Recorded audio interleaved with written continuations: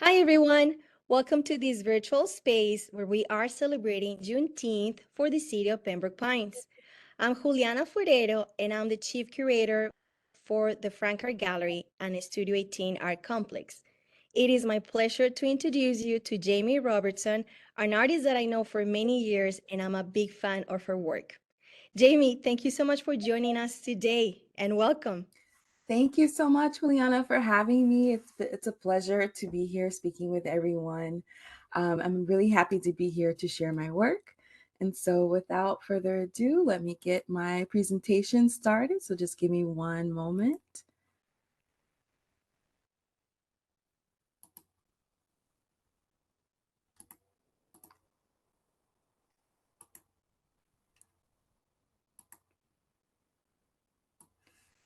All right. So, as Juliana has stated, my name is Jamie Robertson. I'm a visual artist and educator based in Houston, Texas. My creative practice, if I really had to define it, really deals with looking at the American South, the landscape of the American South, as this kind of retainer for Black history and a Black experience. A lot of the themes and present in my work deal with land, descendants, archives, folklore, and storytelling. And so the work that I'm going to be sharing with you all today, I'm sharing two bodies of work. One I've been working on for the past, gosh, I want to say like 3 to 4 years, dealing with the landscape in Texas, where my family is from. And so, just a little bit more background on my creative practice.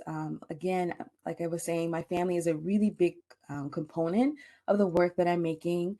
The images that you see on screen, so that we have the photograph is from my family reunion from the 1960s. And so this is the land, this land that they are standing on is the land that I'm primarily photographing over the past 3 to 4 years. But the way that I approach photographing it has definitely been influenced by the writings of like Robert Farris Thompson, who wrote this really iconic book, Flash of the Spirit, which really kind of puts into context how um, a lot of the African objects that we see in museums, their function in African culture, and then in addition, how these different belief systems translated across the Atlantic during the transatlantic slave trade, and how they manifest now within African American culture. And so, that book was really influential in how I approached looking at the landscape and looking at my family history.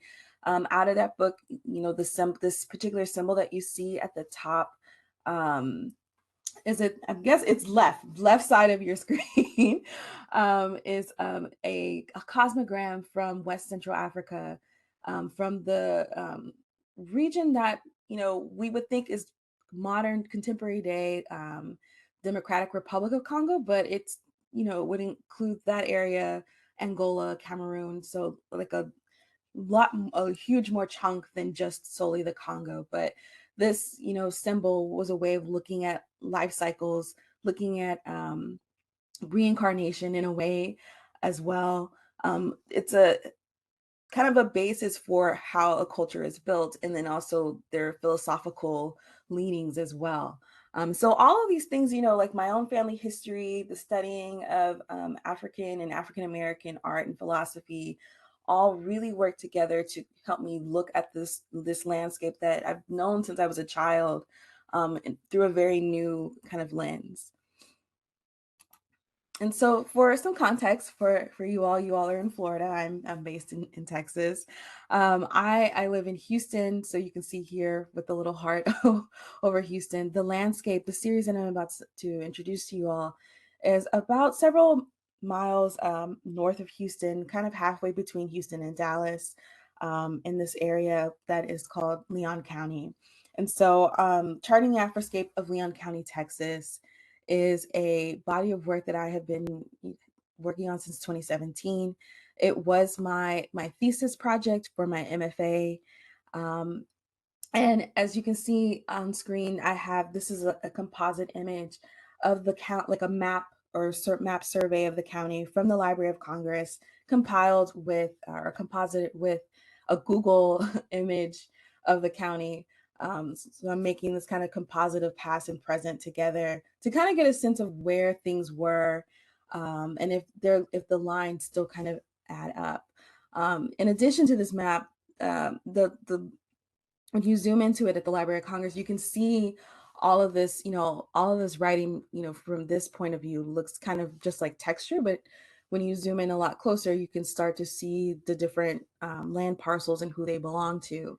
The tract of land that my family has been stewards over for the past 130 years is this particular area here, that was listed under Ramon de la Garza, who was most likely a Mexican impresario who never even stepped foot in the county, just probably owned the land and then parceled out, parts of it. As is the case with a lot of the land in Texas during this, time period before Texas becomes the Republic of Texas. Um, the anchor points for me in this series are my great grandparents on my mother's side of the family.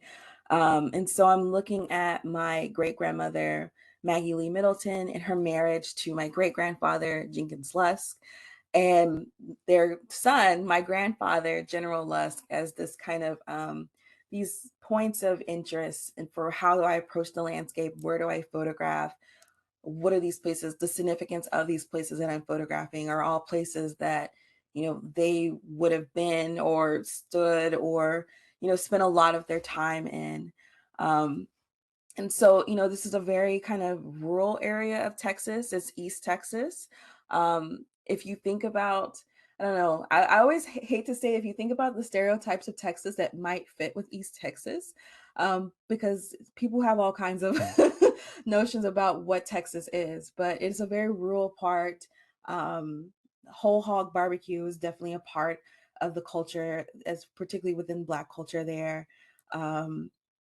Lots of churches, Baptist churches, but it's really, really a place where people are more in tune with the landscape and, are trying to hold on to the landscape as well, because of course, even though land has been passed down for generations, it, there are forces trying to actively take what you have, especially from Black people in this area.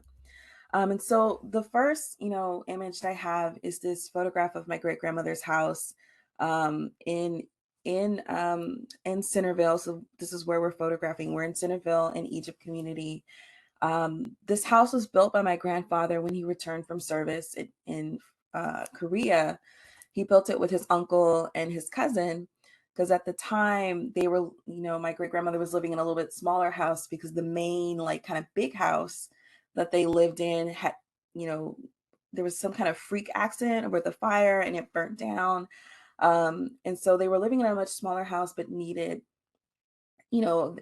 something bigger to accommodate for the family, right? And so, my grandfather built this house. It's still standing to this day. This is the house that I would visit every weekend as a child. I lived with my grandparents. We were always there to tend to the cows, to the land, to the garden, all of those kinds of things. We're driving, 2 hours from Houston to this place to kind of really, I don't know, get away from the city, but also to maintain this land and to, exert our presence on this space. I photographed this house at night because it was something that, we typically don't go outside at night because you are in the middle of nowhere, in the middle of nowhere a little bit. But thinking back to the flash of the spirit and thinking about night as this time that is spiritually active, um, photographing at night for me really becomes about the evidence of particularly ancestors that may be present in the landscape. All these people who have come and gone are, present in the night, in the landscape, whether you see them or not. There's a certain feeling in being out there at night. You don't necessarily feel alone, even if you are standing outside alone in the dark. And so I was trying really hard to kind of get that across. But a lot of my photographing of this landscape really did come from my own anxiety about what is going to happen to this house in the future, because it's has defined so much of my identity, but nothing lasts forever. And so yeah, I really wanted an image of it for prosperity, or not prosperity, for future generations. In addition to the physical houses and the landscape, um, there are all these kind of comings and goings of people. This is a scene from our family reunion that is held on the land.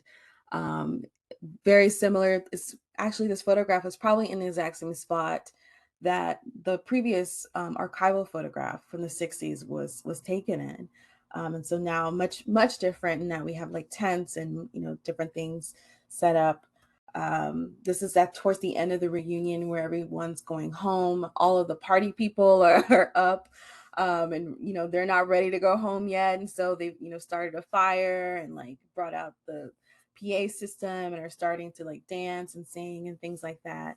And so, again, just trying to really capture the moments of this landscape, of this place, to give us a real sense of what it's like to be a Black person from from a rural place, but who also is kind of in between of living in the city, but then also returning to your roots, I guess that you could say, in a way. Um, This is another image from the family reunion. This was in 2018. This is the domino table. The domino table stays active all day. The players change throughout the day, but the table remains active. I don't really think there's ever a moment when it's not. And so in addition to photographing my family reunions, I'm also working the reunions as in like helping to serve food and like break down tables and things like that. And so I, just so happened to be passing by the domino table and snapped this photo really quickly, like on the fly, and didn't really think much about it until after I was reviewing the images. And you had this really wonderful thing happening in composition where everyone, there's like this vertical line, not vertical, like this diagonal line of yellow happening, and then the red of the domino tables. And like my favorite moment of this image is like my cousin's like hand gesture where he's like about to make a move or like about to play his domino hand, and then also the tattoo on his on his hand as well. It was just a really, as I guess you would say in photography, like a real like image on the fly, that turned out really beautiful, I think, in the end. Moving from night and coming more into day. These are images of my little cousins who are playing at the reunion. A lot of times at these family reunions, when you find your age mates, sometimes they're cousins you haven't met before. In the case of these children, I think some of them had knew each other, and then some of them, or they maybe hadn't seen each other in a very long time, and so it was a good opportunity for them to get together and to play. And they were really receptive to me photographing them as well, and wanting to wanting to be photographed, and then also telling me that I should be paid for photographing the reunion as well. What we have, this really great like blue hour kind of moment, where we have this kind of mist coming in from behind the children. It was a really weird weather day, this day of the reunion, where we thought it was going to rain and rain out the entire reunion. But I remember my cousin making this specific remark about how God wants families together and we're coming together, and I don't think it's not going to rain. Like it's going to be fine. And it ended up it didn't rain. It ended up being, fine weather-wise. And so, this really kind of tender moment between my little cousins as they're playing out in the fields, and kind of mesmerized by this like natural phenomenon of like mist coming in because of the weather. They're just really, really excited about being there. And so it's a real, a moment to kind of look at how children, like different generations, embrace or look at the landscape, or, what it means to them. So shifting again, as I was saying, moving from, dusk, now we're into day. When looking at the landscapes of my great grandmother, the house, her house, I typically photographed a lot of those images at night, thinking about like night, the moon, and also thinking like this kind of, I guess, binary, looking at the moon being feminine, the sun being masculine. My great grandparents were only married for 1 year and divorced just long enough to have my grandfather. And so my great grandfather, Jenkins Luss, moved, back to where he was from in the county, which was Hopewell. Um, I never really saw his house or knew where where it was. And so after photographing and spending so much time with this landscape of my great grandmothers that I knew very, very well, I went in search of my great grandfather's house. And so this image is like a moment that represents, we spent like me, my mom, and my grandmother spent like maybe 45 minutes in the woods trying to, in a car, in the safety of a car, looking for this house. And at this moment, when I took this image, I was kind of like, I don't know, thinking that if this was the only image I got from that, then I was in a kind of in a place of acceptance. But luckily for me, we didn't give up, and that we did find the house. In stark contrast to the house of my great grandmother's, right? And that this house is, no one has lived in it since 2001. So it's been sitting in this field, uncared for. The natural environment has started to, take back this land. There's no longer this kind of evidence of someone living and treating, mowing and like making sure that the areas are walkable. But for me, this moment was really special because it was um, the moment that I got to see my great grandfather's house. And I always felt like I never knew him, and I always kind of felt like a certain kinship with him. And that, my mom would tell me this story about like how when I was little, or not when I was little, when she was pregnant with me and she didn't know um, that, she went to visit her grandfather. And somehow in that visit, we're all present together, even though like I'm in utero and my great grandfather was on his way transitioning into death. And so there's something kind of circular about that relationship. And so me being at this place where he used to be, and where there's still part of him there, like it just kind of always feels like we're missing each other. We're always like out of time, like slightly out of time, out of step with each other. In addition, to, my great grandfather's, like the houses, the landscapes, there's also, of course, like iconography from my family as well, and mythology making. And so there's this really great story about my great grandmother and how, during really terrible rainstorms, she would keep a Bible open to Psalms 91, which is the Psalm of protection, with a knife across it, across the page. And it's never really quite explained whether or not that what the purpose of the adding the addition of the knife was. She didn't read from the Bible during the time. It was just more so that these two objects together and the placement of them became this kind of like talisman or charm of protection, which directly relates back again to a lot of like West Central African spirituality that shows up, that was reading in Flash of the Spirit. And so, having that knowledge, I now understood what what that story was doing, what the image was doing. And I was always really interested in trying to recreate this image. And, it was kind of like living in my mind rent free and wanting to really just make something out physically in the world. And so this is, my um a still life of that kind of legacy of my great grandmother, the things that she practiced, as a person who was definitely, I think, more interested in spirituality from like a root work or for a more Afrocentric place. In addition to, the when I often show the Charting the Afroscape series, I also will have this piece in the center of the room. And so you can see that the smaller image is the installation of the work at Galveston Arts Center in Texas, which Galveston, of course, is the birthplace of Juneteenth. And so what you have here is this kind of my interpretation of that earlier symbol that I showed you all, the cosmogram, and what that means. And so you have these clocks that I've stripped down to the second hand, and you can kind of see from the image here that the hands are moving. You can see the little motion blur happening from the second hand moving. They are moving in counterclockwise direction, which is the direction that cosmogram moves in, which is it's counterclockwise. So you have those 4 points. At the center, you have the seashell, which represents the ocean, or the line, this like dividing line between the physical and the spiritual world.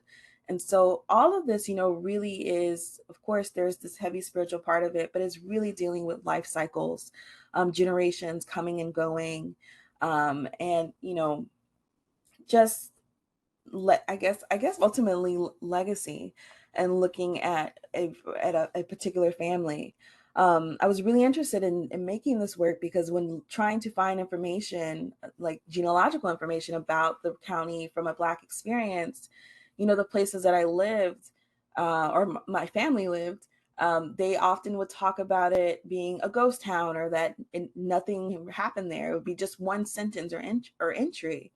And I found that really infuriating, considering my own like personal history in this place is so filled with so many rich memories of family and cousins, and church homecomings and funerals and all these different things that have taken place on this land. And for a Wikipedia article or entry to just say it's a ghost town, I don't know, it didn't sit right with me. And so this work is ultimately the response, I would say, to that. In addition to working in photo and in some sculpture, I also began working in video. And so this particular video piece is just an excerpt that I'll play a little bit, because I do have several other video clips to show.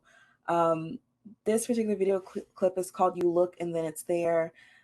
It's this kind of meditative piece of looking at the landscape, but also me in conversation with my mom and my grandmother about like more spiritual, the spiritual aspects or ghosts, I would say, of the landscape. And so I'll play like a little clip here.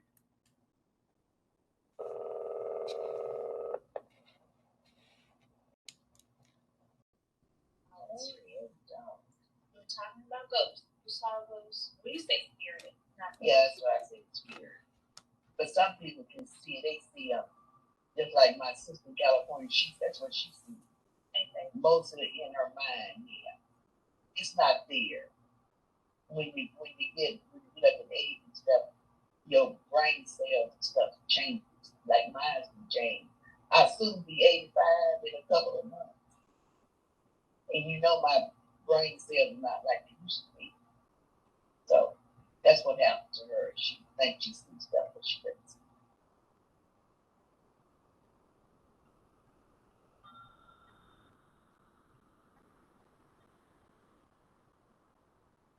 Like it's a couple of people in your family probably saw stuff. Yeah, Marie did. She sees them all the time. When Junior died, she saw him in the garage. Then she saw him pass through. So that was an excerpt of "You Look and Then It's There," a video piece I made in 2020 that it's in conversation with my grandmother about our experiences around the supernatural. And so, that part of that video kind of really seals together the overall feeling of the work of charting the Afroscape. I now want to move into this more recent body of work, the last body of work that I'll be sharing with you all today, which is entitled "Make for High Ground." And let's see if it'll go. Yes, or no, sorry, it's titled "Waters." "Make for High Ground" is the name of the current exhibition that is up of the work. And so this is an ongoing series that I began in 2021. These little GIFs that you see playing on the screen are a 3-channel video monitor installation that is the waters of these different Gulf states. And so in this body of work, I'm really looking at the socioeconomic economical history, the sociopolitical history of water in the Gulf, on the Gulf Coast. And so I'm still working on the series. It's not complete. I would still need a video for Florida, of course, as well as for Louisiana. But in the meantime, have completed videos for Texas, Mississippi, and Alabama. And so starting with Texas, I will play an excerpt from This is Waters 1, Look for Me. I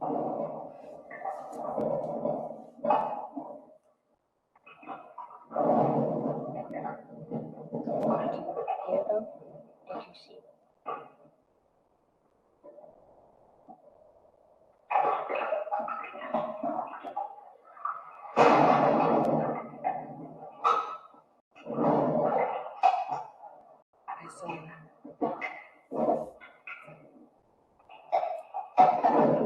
They came the night from across the waters, gathering the men who met their end in the Wi-Fi. They spin in a ring of lower energy, dancing and spinning faster and faster. A terrible shout.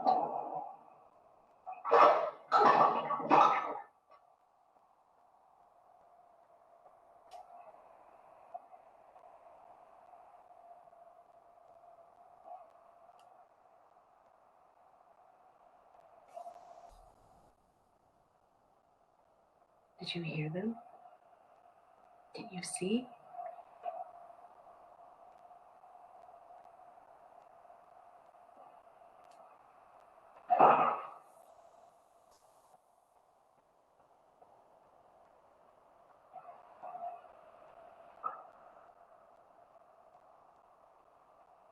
How the land gave way to the sea,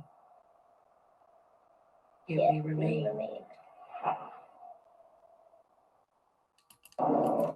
So this video piece, Waters 1, Look for Me, is looking at the storm of 1900 in Galveston, Texas, that devastated the island. This was one of the, believe it's still on record as one of the worst storms to hit the United States, to hit the Gulf Coast. Katrina might have taken the top spot, but it's still, I think, in the rankings. This particular storm, this is the year 1900. There are no kind of early warning systems at this time. And so I was really, interested in trying to explore, the history of the storm, and that I remember as a child, like being taken to Galveston on these kind of historical tours, and there being all these kinds of different stories that come out of like nuns praying the water down. And so there's some places in Galveston where the buildings are still standing from the early 1900s because the storm didn't, for whatever reason, those buildings maintained. But it really did wreak havoc on the island. And it was also an opportunity, I think, and I say opportunity in quotation marks, for the white residents of the island to kind of undo any progress. This is after the storm, to undo any progress that African Americans were making on the island. And so we you see that real like Reconstruction, like Jim Crow aspects starting to come into play. After the devastation of the island, Black men were being rounded up and told, forced almost at gunpoint to, throw all of the bodies into the ocean. But of course, the current just washed all these people back up. It's a really terrible thing that happened. And so I became really interested in it from the standpoint of like thinking about how hurricanes are, or in popular internet mythology, I would say, how people talk about hurricanes being spirits, and tying it back to my other work. So there was a moment that you did see, probably, I don't know if I can scrub forward. Yes, I can scrub forward. There was a moment where you could see this kind of figure here, which was taken from a very popular, like, circulating internet meme that attempts to try and break down the word hurricane and what it means, and it's a completely a historical, maybe more conspiracy theory take on hurricanes, and that, of course, the word hurricane comes from the indigenous people from the Spaniards, like it's a Hispanicizing of an indigenous word from the indigenous people of the Caribbean. But in this particular meme, they're talking about hurricanes being like women and being spirits and being angry African spirits. And so there's a lot of people who have maybe kind of shared that kind of idea about what hurricanes are because of where they hit, where they're born. They're born off the coast of Africa. They seem to travel the same kind of pathway that the slave ships also traveled. My own personal leanings, like I feel I don't know how to feel about that statement, but the title for this piece was definitely pulled from a speech by Marcus Garvey, who has been noted for saying, "Look for me in the whirlwind," that in death he would come back like the whirlwind or like the hurricane. And so, there's something there to, I think, to further explore in the ideas around like natural disasters and like them being tied to these other kind of historical events. Ultimately, I think what I really wanted to do in the video is to commemorate the Black survivors of the storm. The photographs that you saw very briefly that flashed on screen, for instance, of the little boy, he was one of the few people who survived the storm. And so all behind him, you can see the wreckage from the storm of 1900. If we moving along, and I don't remember, okay, I think this does play. Waters 2, so there's three video pieces. Waters 2, Memories with Bone. This is looking at the Mobile River and looking at the slave ship Clotilda that was found a couple of years ago. And so that was the last slave ship that came into the United States that we know of. And it's also, it came after a period where the transportation of enslaved Africans from Africa to the US was outlawed. This was against the law at the time. But of course, people break laws today. We know that. We know that. And so, this video is really trying to commemorate and thinking about the Mobile River as an actual site of memory, that if the river actually had memories, it would remember the slave ship Clotilda. And I was really inspired to take this approach to working with this video by this Igbo proverb that says, if one does not chew water, he does not know that water has bones. And so this kind of personification of water, like it becoming like a physical entity with bones and memory and fingers and legs and things like that, was one of the ways that I began in how to like structure my approach to looking at this particular body of work.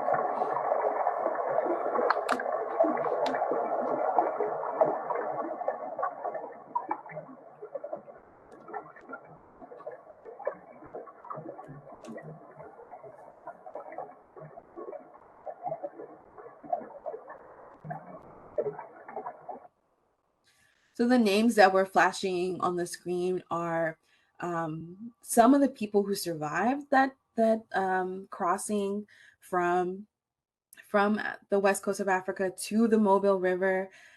They were the people who were brought at this time. This is also kind of close to during the time of the Civil War. And so they were only enslaved for 5 years. They didn't have this really long history of enslavement in the way that other African American people did. And so at the end of the 5 years, of course, they wanted to go home, and they were told, this is your home now, you just got to deal with it. And so you have the birth of Africa Town in Mobile, Alabama, as this place where those people tried their best to make do with a really difficult situation. And so, the names were on a plaque outside of the Union Baptist Church in Africa Town. And so some of the names have their actual, like, their African names that their descendants remembered or that were passed down. And some of them have their names they were given when they exited the slave ship. The last video piece that I wanted to show you all is Waters 3, a question. This is looking at Mississippi, particularly at Biloxi, Mississippi, and the wade-ins in Biloxi. And so a lot of people, when we think about segregation, we think about, the diner demonstrations where people would go and sit and wait to be served, and, or often met with harassment and violence. The same things were happening on the beaches. And of course, in Florida has a really rich history of, there were also wade-ins, I believe, like in St. Augustine as well. So this isn't something necessarily that is specific to Biloxi, Mississippi. It happened all throughout the Gulf Coast that we had wade-ins, very similar to dine-ins. And so this video really, this excerpt really just kinds of, reflects on this idea of trying to segregate something so fluid like water.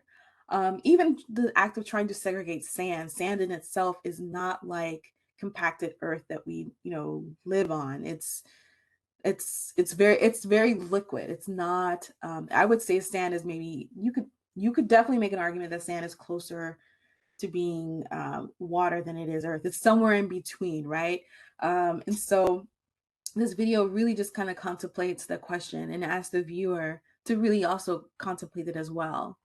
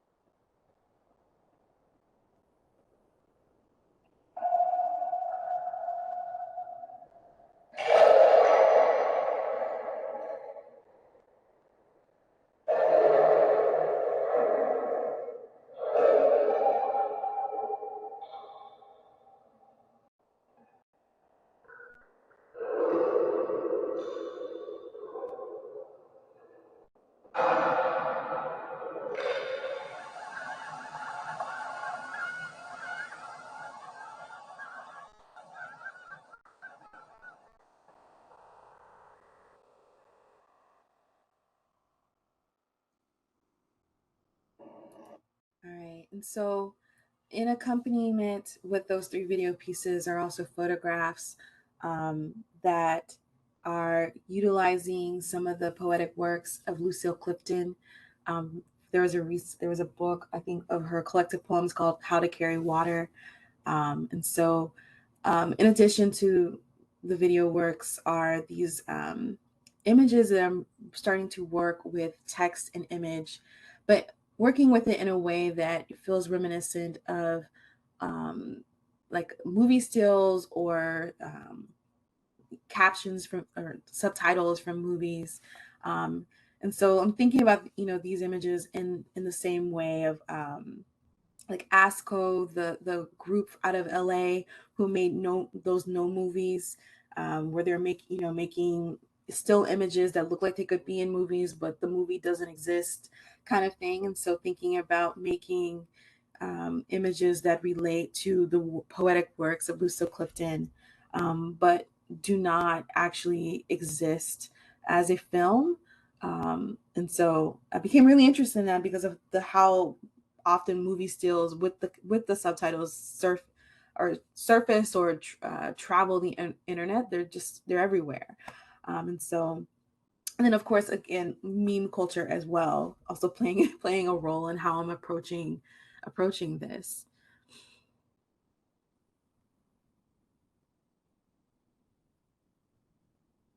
And so that, this is my last image.